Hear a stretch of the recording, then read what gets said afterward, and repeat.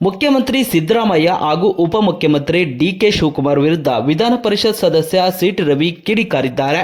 ಚಿಕ್ಕಮಗಳೂರು ನಗರದಲ್ಲಿ ಭಾನುವಾರ ಸಂಜೆ 5 ಗಂಟೆಗೆ ಸುದ್ದಿಗೋಷ್ಠಿ ನಡೆಸಿ ಮಾತನಾಡಿದ ಅವರು, ಸಂವಿಧಾನದ ಮೇಲೆ ನಂಬಿಕೆ ಇಟ್ಟವರು ಕಾನೂನಿನ ಪ್ರಕಾರ ಕೆಲಸ ಮಾಡ್ತಾರೆ.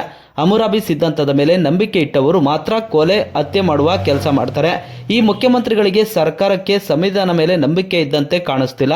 ಅವರಿಗೆ ನಂಬಿಕೆ ಇರೋದು ಹಮುರಾಬಿ ಸಿದ್ಧಾಂತದ ಮೇಲೆ ಎಂಬುದು ಮಾತಿನಲ್ಲಿ ಅರ್ಥವಾಗುತ್ತದೆ. ನಾನು ಕೊಟ್ಟ ದೂರನ್ನು ಯಾಕೆ ರಿಜಿಸ್ಟರ್ ಮಾಡಿಲ್ಲ? ಕಾನೂನಿನಲ್ಲಿ ನ್ಯಾಯ ಪಡುವ ಅಧಿಕಾರ ನನಗಿಲ್ವಾ? ಇವರ ದೃಷ್ಟಿಯಲ್ಲಿ ಗೂಂಡಗಳನ್ನು ಕಳುಹಿಸಿ ನ್ಯಾಯ ಪಡೆಯಬೇಕಾ ಎಂದು ಸಿಟಿ ರವಿ ಪ್ರಶ್ನೆ ಮಾಡಿದ್ದಾರೆ. ನಾನು ನ್ಯಾಯಾಂಗ ತನಿಖೆ ಕೇಳ್ತಾ ಇರೋದು ಸತ್ಯಾಸತ್ಯತೆ ಹೊರಬರಲಿ ಅಂತ. ನಿಗೂಢ ಸ್ಥಳಗಳಿಗೆ ಕರೆದುಕೊಂಡು ಹೋಗಿದ್ದು ಅಪರಿಚಿತರಲ್ಲ. ನನ್ನನ್ನು ನಿಗೂಢ ಸ್ಥಳಕ್ಕೆ ಕರ್ಕೊಂಡು ಹೋಗಿದ್ದು ಕರ್ನಾಟಕ ರಾಜ್ಯ ಪೊಲೀಸರು. ಅವರಿಗೆ ಡೈರೆಕ್ಷನ್ ಬರ್ತಾ ಇದ್ದಿದ್ದು ನಿಗೂಢ ಸ್ಥಳದಿಂದ. ಅದಕ್ಕೆ ಹೇಳಿದ್ದು ಅವರ ಕಾಲ್ ರೆಕಾರ್ಡ್ ಚೆಕ್ ಮಾಡಿ ಎಂದು ವಿಧಾನ ಪರಿಷತ್ ಸದಸ್ಯ ಸಿಟಿ ರವಿ ಸರ್ಕಾರ ಹಾಗೂ ಸಿಎಂ ವಿರುದ್ಧ ಕಿಡಿಕಾರಿದ್ದಾರೆ. ಹಮುರಾಬಿ ಸಿದ್ಧಾಂತದ ಮೇಲೆ ನಂಬಿಕೆ ಇಟ್ಟವರಲ್ಲಿ ಮಾತ್ರ, ಸಂವಿಧಾನದ ಮೇಲೆ ನಂಬಿಕೆ ಇಟ್ಟವರು ಕಾನೂನು ಪ್ರಕಾರ ಕೆಲಸ ಮಾಡ್ತಾರೆ. ಹಮುರಾಬಿ ಸಿದ್ಧಾಂತದ ಮೇಲೆ ನಂಬಿಕೆ ಇಟ್ಟವರು ಮಾತ್ರ ಕೊಲೆ ಮಾಡೋದು, ಹತ್ಯೆ ಮಾಡೋದು, ಇಂಥ ಕೆಲಸವನ್ನು ಮಾಡ್ತಾರೆ. ಮುಖ್ಯಮಂತ್ರಿಗಳಿಗೆ ಮತ್ತು ಅವರ ಸರ್ಕಾರಕ್ಕೆ ಸಂವಿಧಾನದ ಮೇಲೆ ನಂಬಿಕೆ ಇದ್ದಂತೆ ಕಾಣ್ತಿಲ್ಲ. ಅವರಿಗೆ ನಂಬಿಕೆ ಇರೋದು ಹಮುರಾಬಿ ಸಿದ್ಧಾಂತದ ಮೇಲೆ ಅನ್ನೋದು ಅವರ ಮಾತಿನ ಮೂಲಕ ವ್ಯಕ್ತ ಆಗ್ತಾ ಇದೆ. ನಾನು ಕೊಟ್ಟ ದೂರನ್ನು ಯಾಕೆ ಇದುವರೆಗೂ ರಿಜಿಸ್ಟರ್ ಮಾಡಿಲ್ಲ? ಏನು ಹೇಳ್ತಾರೆ ಮುಖ್ಯಮಂತ್ರಿಗಳು ಇದಕ್ಕೆ ಸಂಬಂಧಪಟ್ಟಂತೆ? ಬೇರೆ ಕಾನೂನಿನ ಪ್ರಕಾರ ನ್ಯಾಯ ಪಡೆಯುವ ಅಧಿಕಾರ ನನಗಿಲ್ವಾ? ಹಾಗಿದ್ರೆ ನಾವು ಇವ್ರ ದೃಷ್ಟಿಯಲ್ಲಿ ನಾವು ಗುಂಡಾಗಳನ್ನು ಕಳಿಸಿ ಉತ್ತರ ಪಡಿಬೇಕಾ? ನ್ಯಾಯ ಪಡಿಬೇಕಾ?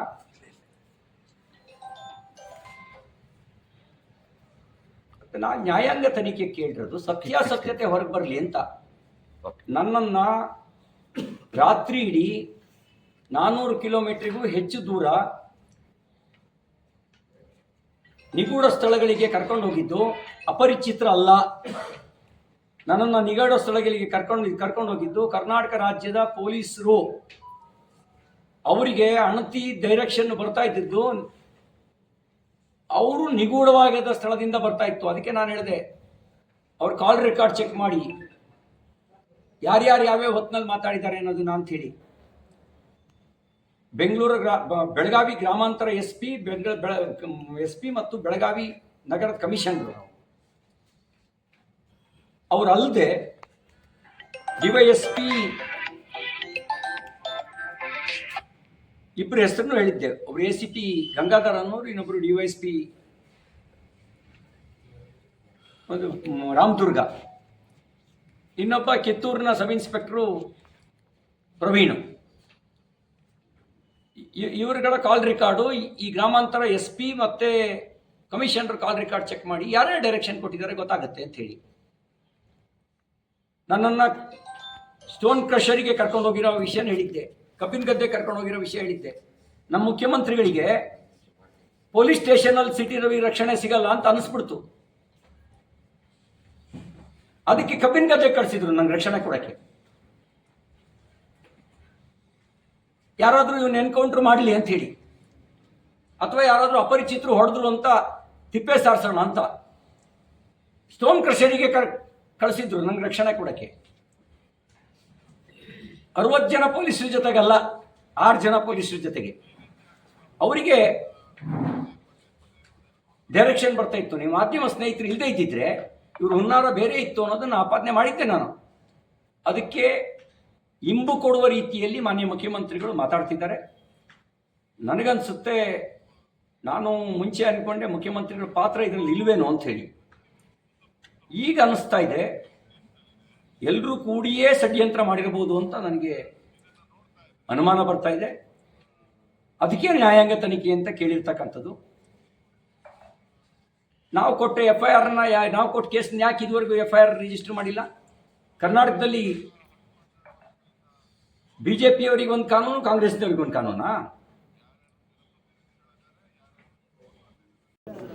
ಅವರ ನಡೆ ನಿಗೂಢ ಮತ್ತು ಅನುಮಾನಾಸ್ಪದವಾಗಿತ್ತು. ನನ್ನನ್ನು ಮಧ್ಯರಾತ್ರಿನಲ್ಲಿ ಕ್ರಷರಿಗೆ ಕರ್ಕೊಂಡು ಹೋಗಿ ಕ್ರಷರ್ನಲ್ಲಿ ನನಗೆ ಸೇಫ್ಟಿ ಕೊಡಕ್ಕೆ ಮಾಡಿದ್ರಾ? ಕಬ್ಬಿನ ಗದ್ದೆ ಒಳಗೆ ನನ್ನ ರಕ್ಷಣೆ ಮಾಡಕ್ಕೆ ಮಾಡಿದ್ರಾ? ಕಾಡಿನ ಮಧ್ಯದಲ್ಲಿ ನನ್ನ ರಕ್ಷಣೆ ಮಾಡಬೇಕು ಅಂತ ಮಾಡಿದ್ರಾ? ಏಕೆ ನಮ್ಮ ಮುಖ್ಯಮಂತ್ರಿಗಳಿಗೆ ಪೊಲೀಸ್ ಠಾಣೆಯಲ್ಲಿ ಇಟ್ಕೊಂಡ್ರೆ ಯಾರು ಏನಾರೋ ಮಾಡಿಬಿಡ್ತಾರೆ ಅಂತ ಭಯ. ಅದಕ್ಕೆ ಒಂದು 6 ಜನನ ಕಳಿಸಿ ಕಬ್ಬಿನ ಗದ್ದೆ ಒಳಗಿಡ ಪ್ರಯತ್ನ ಮಾಡಿದರು. ಜಲ್ಲಿ ಕ್ರಷರ್ ನಡುವೆ ಕರ್ಕೊಂಡೋದ್ರು, ಕಾಡಿನ ಮಧ್ಯಕ್ಕೆ ಕರ್ಕೊಂಡೋದ್ರು. ಮಾಧ್ಯಮ ಬೆನ್ನತ್ತಿ ಅದು ಮಾಧ್ಯಮವನ್ನು ನನ್ನನ್ನು ಮಾತ್ರ ಪ್ರತ್ಯೇಕ ಮಾಡಿದ್ದಲ್ಲ, ನಮ್ಮೆಲ್ಲ ಶಾಸಕರ ಜೊತೆಗೆ ನನ್ನನ್ನು ಪ್ರತ್ಯೇಕ ಮಾಡಿದ್ದಲ್ಲದೆ ನಮ್ಮ ಹಿಂದ್ಗಡೆ ಫಾಲೋ ಮಾಡ್ಕೊಂಡು ಬರ್ತಿದ್ದಂಥ ವೆಹಿಕಲ್ಗಳನ್ನು ಒಂದಲ್ಲ ಎರಡಲ್ಲ ಒಂದು 50-60 ಕಡೆಗಳಲ್ಲಿ ಬ್ಯಾರಿಕೇಡ್ ಹಾಕಿ ತಡೆದಿದ್ದಾರೆ. ಅದು ಹೆಂಗೆ ಕೋಆರ್ಡಿನೇಷನ್ ಮಾಡ್ಕೊಂಡ್ರೋ ಗೊತ್ತಿಲ್ಲ. ಮಾಧ್ಯಮದ ಸ್ನೇಹಿತರು ಜೀವದ ಹಂಗೆ ತೊರೆದು ಅವರಿಗೆ ಆಗೋ ನಷ್ಟವನ್ನೂ ಲೆಕ್ಕಕ್ಕೆ ತೆಗೆದುಕೊಳ್ಳದೆ ಅವರು ಬೆನ್ನತ್ತಿ ಎಲ್ಲ ಕಡೆಯಲ್ಲಿ ಪ್ರತ್ಯಕ್ಷ ಆಗಿದ್ದರಿಂದ ಅವರಿಗೆ ಏನೂ ಮಾಡೋಕ್ಕಾಗದೆ ಅನಿವಾರ್ಯವಾಗಿ ಬೆಳಿಗ್ಗೆ ಕೋರ್ಟಿಗೆ ಪ್ರೊಡ್ಯೂಸ್ ಮಾಡಿದ್ರು. ಉಳಿದೆಲ್ಲ ವಿಷಯನ ಬೆಳಿಗ್ಗೆ ಹೇಳಿದ್ದೀನಿ ನಾನು. ನೋಡೋಣ, ಸರ್ವಾಧಿಕಾರ ಒಂದಿನ ಕೊನೆಯಾಗಲೇಬೇಕು. ಪ್ರಜಾಪ್ರಭುತ್ವ ಮತ್ತು ಸರ್ವಾಧಿಕಾರ ಒಟ್ಟಿಗೆ ಇರೋಕ್ಕೆ ಸಾಧ್ಯ ಇಲ್ಲ. ಇಲ್ಲಿ ಪ್ರಜಾಪ್ರಭುತ್ವ ವ್ಯವಸ್ಥೆ ಒಳಗೆ ಸರ್ವಾಧಿಕಾರಿ ಮನಸ್ಥಿತಿಯ ಆಡಳಿತ ನಡೆಸ್ತಾ ಇದ್ದಾರೆ. ಯಾವ ಕಾರ್ಯಕರ್ತರನ್ನು ಒಂಟಿಯಾಗಿ ಬಿಡಲ್ಲ ಅಂತ 100 ಕೇಸ್ ಹಾಕಲಿ, ಅವ್ರನ್ನ ಎದುರಿಸ್ತೀವಿ. ಕೇಸ್ನಿಂದ ನಮ್ಮ ಕಾರ್ಯಕರ್ತರನ್ನ ಎದುರಿಸೋಕ್ಕಾಗಲ್ಲ. ಆ ಕೇಸು ನಮ್ಮ ಕಾರ್ಯಕರ್ತರಿಗೆ ಇನ್ನಷ್ಟು ಹೋರಾಟ ಮಾಡುವ ಶಕ್ತಿ ಕೊಡುತ್ತೆ. ಹಿಂದೆಯೂ ನಮ್ಮನ್ನು ಹೆದರ್ಸಕ್ಕೆ ನೋಡಿದರು, ಯಾರು ನಮ್ಮ ಕಾರ್ಯಕರ್ತರು ಬಗ್ಲಿಲ್ಲ. ಆಗಲೇ ಹೆದರಲಿಲ್ಲ, ಈಗ ಹೆದರೋ ಪ್ರಶ್ನೆ ಇಲ್ವೇ ಇಲ್ಲ. ಎದುರಿಸ್ತೀವಿ. ಮತ್ತು ಸುಳ್ಳು ಕೇಸ್ನ ಹಾಕಿದ್ರೆ, ಯಾರ್ದೋ ಮರ್ಜಿಗೆ ಕುಣಿದ್ರೆ ಕಾಲ ಹೀಗೆ ಇರೋದಿಲ್ಲ ಅನ್ನೋದನ್ನು ಅರ್ಥ ಮಾಡ್ಕೋಬೇಕು. ಮತ್ತು ಹಿಂದೆಲ್ಲ ಸಹಿಸ್ಕೊಂಡಂಗಿದ್ದಂಗೆ ಈಗಲೂ ಸಹಿಸ್ಕೊಳ್ತಾರೆ ಅಂತ ಅಂದ್ಕೊಳ್ಬಾರ್ದು. ನಮ್ಮ ಸಹನೆ ದೌರ್ಬಲ್ಯ ಅಲ್ಲ.